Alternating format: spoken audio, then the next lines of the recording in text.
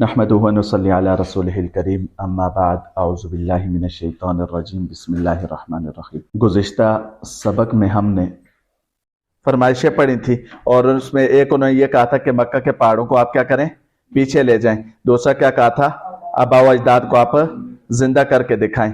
اور اس کے علاوہ انہوں نے کیا کہا تھا، آسمان سے ایک فرشتہ اتاریں جو ہر وقت آپ کے ساتھ رہے۔ اور کیا کہا تھا، اب دولت لے کے آئیں۔ اگلی بات کیا کہی تھی، اللہ کا عذاب لیں جس کا آپ وعدہ کرتے ہیں۔ پھر عبداللہ بن امیہ نے کیا کہا تھا، آپ آسمان کی طرف کیا کریں، سیڑھی لگائیں۔ پھر حضور صلی اللہ علیہ وسلم کی شکایت ان کے چچا سے کی دعوت کو روکنے کے لیے۔ پھر حضور صلی اللہ علیہ وسلم کے چچا کو دھمکیاں بھی دی۔ پھر آپ صلی اللہ علیہ وسلم پہ جھوٹے ہونے کے الزامات لگائے، آپ صلی اللہ علیہ وسلم کا مذاق اڑایا، طعنہ زنی کی، قرآن کریم سننے سے لوگوں کو منع کیا، اور پھر ما فوق الفطرت چیزوں کا مطالبہ کیا، سودے بازی کا مطالبہ کیا کہ ایک سال اللہ کی عبادت کرتے ہیں، ایک سال بتوں کی عبادت کرتے ہیں، جس پہ سورہ کافرون نازل ہوئی۔ اور پھر حضور صلی اللہ علیہ وسلم کی دعوت کو روکنے کے لیے انہوں نے گالم گلوچ کا رستہ اختیار کیا، تلاوت میں رکاوٹ ڈالتے رہے۔ پھر یہود مدینہ سے انہوں نے مدد طلب کی تو اصحاب کہف اور ذوالقرنین کے بارے میں پوچھا۔ پھر عتبہ بن ربیعہ نے پیشکش کی کہ آپ جو چاہتے ہیں ہم وہ کریں گے۔ پھر آپ صلی اللہ علیہ وسلم اور صحابہ پہ تشدد کیا۔ اس کے بعد ہم نے پڑھا تھا پوائنٹ آف نو ریٹرن پہ پہنچنے والے لوگوں کے بارے میں۔ پہلا کون تھا، ابو جہل، کس غزوے میں قتل ہوا، غزوہ بدر میں۔ دوسرا کون تھا، ابو لہب، اس کے بارے میں اللہ تعالیٰ نے قرآن پاک میں کیا کہا تھا، جی سورہ لہب نازل کی۔ تیسرا کون تھا، یہ کس کا آقا تھا، حضرت بلال حبشی رضی اللہ تعالیٰ کا آقا تھا جو ان پہ ظلم کرتا تھا، اور یہ بھی غزوہ بدر میں قتل ہوا۔ پھر ولید بن مغیرہ تھا اور عاص بن وائل تھا، ان کے بارے میں ہم نے پڑھا۔ پھر حضور صلی اللہ علیہ وسلم کے دو معجزات، ایک شق القمر اور دوسرا کیا تھا، رد شمس۔ شق القمر کا مطلب کیا ہے، چاند کے دو ٹکڑے ہو جانا، اور رد شمس کا کیا مطلب ہے، سورج کا واپس آ جانا۔ عصر کے وقت حضور کا حضرت علی کی گود میں سر رکھنا اور سورج کا واپس آنا۔ پھر سن 5 نبوی میں مسلمانوں نے ہجرت کی تھی۔ ہجرت میں کتنے افراد تھے، 11 مرد اور 5 عورتیں، اور یہ کس طرف کی تھی، حبشہ کی طرف۔ حبشہ کا موجودہ نام کیا ہے، ایتھوپیا یا سوڈان اس کو کہا جاتا ہے۔ اور اس کے بعد حبشہ سے واپسی کی 3 وجوہات پڑھی تھی نا، نہیں پڑھی تھی، اچھا اگلی قسط میں آئیں گے۔ اگلی قسط آ گئی ہے نا جی، چلیں ابھی پڑھتے ہیں انشاءاللہ۔ بسم اللہ الرحمن الرحیم۔ آج کی ہماری 8ویں کلاس ہے، اور 8ویں کلاس میں جو ہم نے پوائنٹ پڑھنے ہیں ان میں سے 11 پوائنٹ آپ کے سامنے ہیں۔ سب سے پہلا پوائنٹ ہم نے پہلی ہجرت حبشہ سے واپسی کی وجوہات پڑھنی ہے کہ مسلمان ہجرت کر کے جب حبشہ چلے گئے تھے تو پھر حبشہ سے واپس کیوں آئے، حبشہ سے واپس کیوں آئے۔ دوسری چیز ہم پڑھیں گے، مسلمانوں نے دوسری ہجرت کی تھی حبشہ کی طرف، ہجرت حبشہ ثانیہ اس کو کہا جاتا ہے، ہم اس کے متعلق پڑھیں گے۔ تیسرے نمبر پہ ہم کس کے متعلق پڑھیں گے، قریش کا حبشہ کی جانب وفد بھیجنے کا فیصلہ، یعنی قریش نے اپنے لوگوں کو حبشہ کی طرف بھیجا اور کہا کہ آپ مسلمانوں کو واپس لائیں۔ اور نمبر 4، قریش کے وفد کی نجاشی کے دربار میں آمد۔ یہ قریش کا جو وفد گیا تھا مکہ سے، یہ کہاں پہنچا، نجاشی کے دربار میں پہنچا۔ اور اس کے بعد ہم 6 نمبر پہ نجاشی کا رد عمل پڑھیں گے کہ نجاشی نے کیا کیا۔ 7ویں نمبر پہ ہم پڑھیں گے ایک اور حربہ، یعنی نجاشی کا جو رد عمل تھا، اس کے بعد اس وفد نے ایک اور طریقہ اختیار کیا جس کے ذریعے سے مسلمانوں کو واپس لانا چاہ رہے تھے۔ 8ویں نمبر پہ ہم پڑھیں گے حضرت جعفر طیار کے عمر بن عاص سے 3 سوالات۔ کیا پڑھیں گے، حضرت عمر بن عاص سے 3 سوالات۔ 9ویں نمبر پہ ہم پڑھیں گے مقاطعہ، یعنی سماجی، معاشی اور اقتصادی بائیکاٹ۔ 10ویں نمبر پہ ہم پڑھیں گے شیب ابی طالب، اور 11ویں نمبر پہ ہم پڑھیں گے مقاطعہ کیسے ختم ہوا، یعنی مقاطعہ کہتے ہیں بائیکاٹ کو، یہ بائیکاٹ ان کا کیسے ختم ہوا۔ یہ 11 باتیں ہو گئی جی۔ سب سے پہلی ہجرت حبشہ سے واپسی کی وجوہات، کتنی وجوہات لکھی ہیں، 3 وجوہات۔ پہلی وجہ کیا ہے، حضرت عمر فاروق رضی اللہ تعالیٰ عنہ اور حضرت حمزہ رضی اللہ تعالیٰ عنہ کا اسلام قبول کرنا۔ حضرت عمر رضی اللہ تعالیٰ عنہ نے اسلام قبول کیا اور حضرت حمزہ رضی اللہ تعالیٰ نے اسلام قبول کیا۔ ان 2 حضرات کے اسلام قبول کرنے کی وجہ سے اسلام کو طاقت اور قوت ملی، اور مسلمانوں کو حبشہ میں پتہ چلا کہ یہ 2 حضرات اسلام قبول کر چکے ہیں، لہٰذا انہوں نے हबशा से वापस मक्का का इरादा किया और वापस कहाँ आ गए? मक्का आ गए। दूसरी वजह, मक्का के तमाम लोगों के इस्लाम कबूल करने की खबर का पहुंचना, यानी खबर यह पहुंची कि मक्का के सारे लोगों ने क्या कर दिया है? इस्लाम कबूल कर दिया है। और तीसरी वजह वाक़े गरानीक है और अक्सर सीरत निगारों ने इस वाक़े को दुरुस्त नहीं कहा। यह तीसरी वजह है। हजरत उमर फारूक रजी अल्लाह तआला अन्हु कुरैश के सरदारों की मजलिस में बैठे थे कि इतने में अबू जहल ने यह ऐलान किया कि जो शख्स हुजूर सल्लल्लाहु अलैहि वसल्लम को कत्ल करके आएगा मैं उसको 100 ऊंट इनाम में दूंगा। क्या दूंगा? 100 ऊंट इनाम में दूंगा। हजरत उमर रजी अल्लाह तआला अन्हु ने अबू जहल से पूछा क्या वाकई यही बात है? उसने कहा हाँ बिल्कुल ऐसे करूंगा। हजरत उमर फारूक रजी अल्लाह तआला अन्हु यहां से निकले और हुजूर सल्लल्लाहु अलैहि वसल्लम को कत्ल करने के इरादे से थोड़ा सा आगे बढ़े तो आगे जाके एक जगह बहुत सारे लोग जमा थे और वो एक बछड़े को ज़बह कर रहे थे। बछड़ा जानते ना, गाय का जो बच्चा होता है, बछड़े को ज़बह कर रहे थे। बछड़े को ज़बह करते हुए हजरत उमर रज़ी अल्लाह तआला ने देखा लोग जमा है तो खुद भी वहां पे खड़े हो गए। जब खड़े हुए तो उस बछड़े से एक आवाज आई, उस बछड़े से एक आवाज आई, लोगों उस शख्स की नबूवत को मान लो जो ये कहता है कि मैं अल्लाह का नबी हूं, उसकी नबूवत सच्ची है। हजरत उमर रज़ी अल्लाह तआला ने सोचा कि ये बछड़े के गले से ये आवाज आ रही है और ये तो मुझे कहा जा रहा है, लेकिन परवाह नहीं की। थोड़ा सा आगे बढ़े, आगे गए तो हजरत नईम बिन अब्दुल्ला रजी अल्लाह तआला से मुलाकात हुई और हजरत नईम बिन अब्दुल्ला रजी अल्लाह तआला ने हजरत उमर रजी अल्लाह तआला से पूछा कहां जा रहे हो? तो फरमाया कि मैं तो यूं हुजूर सल्लल्लाहु अलैहि वसल्लम को कत्ल करने के लिए जा रहा हूं। तो अब हजरत उमर रजी अल्लाह तआला अन्हु ने हजरत नईम बिन अब्दुल्ला से कहा क्या तुम साबी हो गए हो? साबी कहते हैं अपने दीन को छोड़ने वाला। एक सहाबी होता है, एक साबी होता है, साद अलिफ बे ये साबी। साबी का मतलब अपने दीन को छोड़ देना। तो क्या तुम भी साबी हो गए हो? नईम बिन अब्दुल्ला रजी अल्लाह तआला ने कहा हाँ मैं साबी नहीं हुआ, मैंने तो इस्लाम कबूल किया है और अगर तुम कहते हो मैं दीन से हट गया हूं तो जाओ अपनी बहन की खबर लो, तुम्हारी बहन और तुम्हारा बहनोई भी मुसलमान हो गए। अब यहां से हजरत उमर फारूक रजी अल्लाह तआला का गुस्सा तेज हुआ और यहां से वो फौरन अपनी बहन के घर की तरफ गए। अब उनकी बहन और हजरत फातिमा बिनत खत्ताब और उनके बहनोई हजरत सईद बिन जैद रजी अल्लाह तआला ये मुसलमान हो चुके थे और वहां पे हजरत खब्बाब रजी अल्लाह तआला उस वक्त उनके घर पहुंचे थे और उनके घर में कुरान पाक उनको पढ़ाते थे।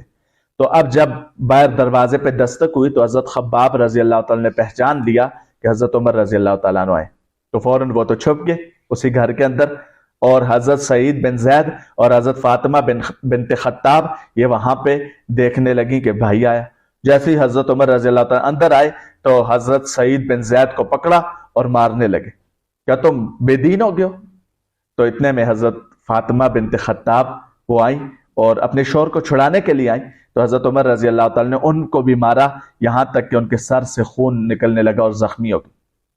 बिलाखिर बहन ने एक जुमला कहा कि हाँ उमर, हमने आबाओ अजदाद के दीन को छोड़ दिया है और हमने हजरत मोहम्मद सल्लल्लाहु अलैहि वसल्लम के दीन को अपना लिया है, अब जो मर्जी है कर लो, हम इस दीन को नहीं छोड़ेंगे। ये जुमला हजरत उमर रजी अल्लाह तआला के दिल पे असर कर गया और हजरत उमर रजी अल्लाह तआला ने कहा अच्छा तो फिर मुझे भी कुरान पाक पढ़ाओ, मैं भी सुनूं कि क्या पढ़ते हो तुम। तो रिवायात में आता है हजरत उमर रजी अल्लाह तआला ने गुस्ल किया और आके बैठे तो हजरत खब्बाब रजी अल्लाह तआला ने सूरह ताहा की आयत पढ़नी शुरू की।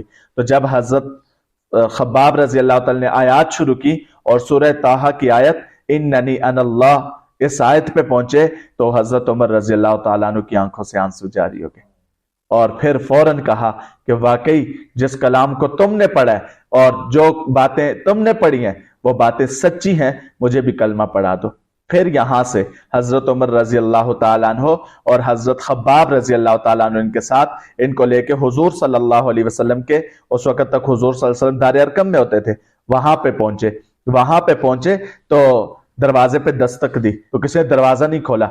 हजरत अमीर हमजा रजी अल्लाह तआला से पहले मुसलमान हो चुके थे, उन्होंने कहा ठीक है दरवाजा खोलो, अगर उमर अच्छी नीयत से आया है तो अच्छी बात है और अगर बुरी नीयत से आया है हम उमर ही की तलवार से उमर को खत्म करेंगे।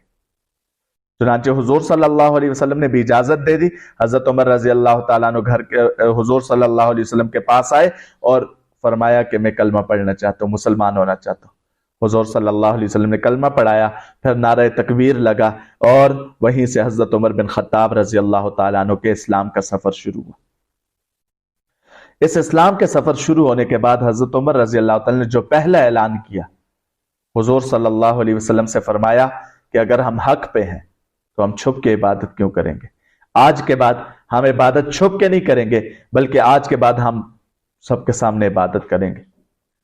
اور پھر تلوار نکال کے حضرت عمر رضی اللہ تعالیٰ نے اعلان کیا کہ جو یہ چاہتا ہے اس کے بچے یتیم ہو جائیں، جو یہ چاہتا ہے اس کی بیوی بیوہ ہو جائے، جو یہ چاہتا ہے اس کے والدین اس کو روئیں۔ آئے عمر بن خطاب کا راستہ روکے، کسی میں ہمت نہیں تھی کہ حضرت عمر رضی اللہ تعالیٰ کا راستہ روکے۔ اور پھر یوں حضرت عمر بن خطاب رضی اللہ تعالیٰ عنہ کے اسلام کا سفر شروع ہوا۔ اسی طرح حضرت حمزہ رضی اللہ تعالیٰ عنہ کے اسلام کی جو اسلام قبول کرنا ہے، حضرت حمزہ رضی اللہ تعالیٰ عنہ پہلے مسلمان نہیں تھے، تو شکار کے لیے ایک دن گئے ہوئے تھے کہ اتنے میں ایک جگہ پر ابو جہل نے حضور صلی اللہ علیہ وسلم کو دیکھا تو ان کو بہت برا بھلا کہا۔ حضرت حمزہ رضی اللہ تعالیٰ موجود نہیں تھے یہاں پہ، لیکن یہاں پہ ایک خاتون تھی جو عبداللہ بن جدعان کی باندی تھی۔ انہوں نے دیکھا کہ ابو جہل حضور صلی اللہ علیہ وسلم کو برا بھلا کہہ رہا ہے، تو حضرت امیر حمزہ رضی اللہ تعالیٰ جب شکار سے واپس آئے تو اس عبداللہ بن جدعان کی باندی نے حضرت حمزہ کو خبر دی کہ آپ کے بھتیجے کو ابو جہل نے بہت برا بھلا کہا ہے، کاش آپ اس وقت موجود ہوتے، اپنے بھتیجے کی مدد کرتے۔ حضرت امیر حمزہ رضی اللہ تعالیٰ مسلمان تو نہیں تھے، ابھی تک اسلام میں داخل تو نہیں ہوئے تھے، لیکن بھتیجے کی فکر تو تھی، رشتہ تو تھا۔ غصہ آیا، لیکن ان کی عادت تھی جب شکار سے واپس آتے تھے تو سب سے پہلے بیت اللہ میں جاتے تھے۔ تو اب یہاں سے جیسے ہی وہ بیت اللہ پہنچے تو دیکھا کہ ابو جہل وہاں پہ کچھ لوگوں کے سامنے کچھ لوگوں کے ساتھ بیٹھا ہوا ہے۔ تو حضرت امیر حمزہ رضی اللہ تعالی نے اپنی کمان جو شکار کے لیے لے کے گئے تھے وہ اٹھا کے ابو جہل کے سر پہ ماری، جس سے ابو جہل کا سر زخمی ہو گیا۔ لیکن ابو جہل کے ساتھ جو لوگ تھے انہوں نے بھی حضرت حمزہ رضی اللہ تعالی کو روکنا چاہا۔ امیر حمزہ رضی اللہ تعالی کے مقابلے کے لیے ابو جہل نے سب کو منع کر دیا، کہا کوئی ان کو کچھ نہ کہے، مقابلہ نہ کرے، کیونکہ میں نے آج ان کے بھتیجے کو بہت برا بھلا کہا۔ تو پھر حضرت حمزہ رضی اللہ تعالی نے ابھی تک اسلام قبول نہیں کیا تھا، لیکن ابو جہل کو کیا کہا کہ تم نے میرے بھتیجے کو برا بھلا کہا ہے۔ تو انہوں نے کہا اے حمزہ کیا تم بھی صحابی ہو گئے، یعنی دین کو تم نے بھی چھوڑ دیا؟ تو حضرت امیر حمزہ رضی اللہ تعالی نے کہا ہاں میں نے بھی چھوڑ دیا دین کو، تمہارے دین کو چھوڑ دیا، میں نے بھی اسلام کو قبول کر لیا ہے، میں بھی مانتا ہوں کہ اللہ ایک ہے اور میرا بھتیجا محمد اللہ کا رسول ہے۔ یہاں سے کہہ رہا ہے ابھی تک اسلام قبول نہیں کیا تھا لیکن دعویٰ کر رہا ہے۔ اب جب گھر پہنچے تو دل میں شیطان نے وسوسہ ڈال دیا کہ حمزہ تم تو سردار ہو، اور سردار جب تم اس دین کو چھوڑو گے اس دین میں جاؤ گے سرداری ختم ہو جائے گی۔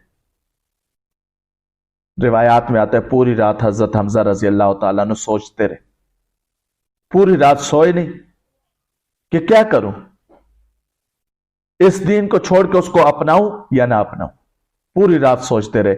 بالآخر ذہن میں یہ بات آئی کہ اللہ سے دعا کرتا ہوں، اللہ سے دعا کی، اللہ تعالی نے دل میں بات ڈال دی کہ بھائی جس دین کی طرف آنا چاہتے ہو وہ ٹھیک ہے۔ اب یہاں سے آئے حضور صلی اللہ علیہ وسلم کے پاس، ساری بات بیان کی، حضور صلی اللہ علیہ وسلم نے مشورہ دیا، تو حضرت امیر حمزہ رضی اللہ تعالیٰ عنہ، حضرت حمزہ رضی اللہ تعالیٰ نے اسلام قبول کر لیا اور یہاں سے اسلام میں داخل ہو گئے۔ اس کے بعد مکہ کے تمام لوگوں کے اسلام قبول کرنے کی خبر کا پہنچنا۔ مکہ کے تمام لوگوں کی خبر کس تک پہنچی؟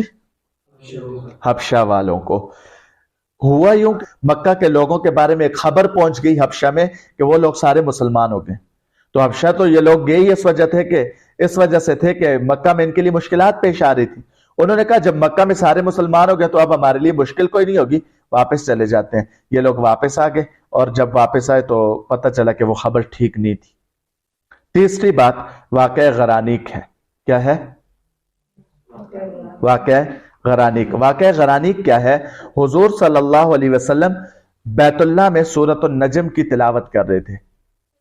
سورۃ النجم کی آخر میں ایک آیت آتی ہے، آیت سجدہ پر حضور صلی اللہ علیہ وسلم کے سجدہ کرنے پر مشرکین کا بھی سجدے میں چلے جانا۔ اب سجدے کی آیت آئی تو حضور صلی اللہ علیہ وسلم سجدے میں چلے گئے. مشرکین تو آتے تھے ویسے حضور کی تلاوت سننے کے لیے بھی آتے تھے. اب جیسے حضور سجدے میں گئے وہ بھی سارے سجدے میں چلے گئے. جیسے ہی سارے سجدے میں گئے اب مکہ میں ایک بات پھیل گئی کہ سارے لوگ مسلمان ہو گئے. کیا بات پھیلی؟ سارے لوگ مسلمان ہو گئے ہیں. تو اب اس وجہ سے یہ حبشہ والوں کو پتہ چلا, سب نے سجدہ کیا تو سارے مسلمان ہو گئے, یہ حبشہ سے واپس آئے. لیکن یہ بات درست نہیں تھی. اس کے بعد حبشہ کی طرف دوسری ہجرت ہوئی. مسلمان سمجھتے تھے کہ حضرت حمزہ رضی اللہ تعالیٰ عنہ اور حضرت عمر رضی اللہ تعالیٰ عنہ کے اسلام سے مسلمان اب طاقتور ہو گئے ہیں اور اسلام کی شان و شوکت مضبوط ہوگی, لہٰذا مسلمانوں نے ہجرت تو واپس تو آگے تھے, لیکن مشرکین نے صورتحال کا مقابلہ کرنے کے لیے نئی تدبیر اختیار کی. پہلے تو واپس آ گئے تھے نا, اب مسلمان واپس آئے, لیکن حضرت عمر رضی اللہ تعالیٰ عنہ اور حضرت حمزہ رضی اللہ تعالیٰ عنہ اسلام تو قبول کر چکے تھے, لیکن مشرکین نے بھی دوسری طرف مقابلہ کرنے کے لیے تدبیر اختیار کی, لہٰذا مسلمانوں کو تکلیفیں اب بھی ہو رہی تھی, پریشانیاں اب بھی ہو رہی تھی. عبداللہ آپ کو نظر آ رہی ہے اسکرین؟ اچھا. تو مشرکین نے اس صورتحال کا مقابلہ کرنے کے لیے نئی تدبیر اختیار کی. یہ جو پچھلے سبق میں بھی ہم نے کچھ تدبیریں پڑھ لی ہیں. قریش نے مسلمانوں کے خلاف مکر و فریب, سختی اور تعصب کی راہ اختیار کی. جب مہاجرین حبشہ نے قریش کا یہ سخت رویہ دیکھا تو دوبارہ حبشہ کی طرف ہجرت کیا. یعنی وہ تو تنگ تھے نا مکہ میں اس بات سے کہ مکہ والے تکلیفیں پہنچاتے تھے, تو انہوں نے سوچا کہ ہو سکتا ہے اب اسلام طاقتور ہو چکا ہے تو اب ہمیں تکلیف نہیں ہوگی, مشقتیں نہیں ہوں گی. لہٰذا جب آئے پھر مشقتیں تھیں. اب مسلمانوں نے دوبارہ کیا ارادہ کیا کہ اب دوبارہ ہم کہاں جاتے ہیں؟ حبشہ کی طرف سفر کرتے ہیں. حبشہ کی طرف جن لوگوں نے ہجرت کی ان میں جعفر بن ابی طالب, ابو طالب کے بیٹے اور حضور صلی اللہ علیہ وسلم کے چچا زاد حضرت علی کے بھائی, اور ان کی اہلیہ اسما بنت امیس, یہ دو افراد. پھر جو ان کے بیٹے ہیں نا عبداللہ بن جعفر رضی اللہ تعالیٰ, ان کی ولادت حبشہ میں ہوئی تھی. اس کے بعد حضرت زبیر بن عوام, حضرت ابو حذیفہ رضی اللہ تعالیٰ عنہ, حضرت مصعب بن عمیر رضی اللہ تعالیٰ عنہ, حضرت عبد الرحمن بن عوف رضی اللہ تعالیٰ عنہ, حضرت عبداللہ بن مسعود رضی اللہ تعالیٰ عنہ, حضرت عثمان بن عفان رضی اللہ تعالیٰ عنہ, حضرت رقیہ بنت محمد صلی اللہ علیہ وسلم, اور بھی بہت سے نام ہیں. تو یہ لوگ انہوں نے کہاں ہجرت کی؟ حبشہ کی طرف دوسری مرتبہ ہجرت کی.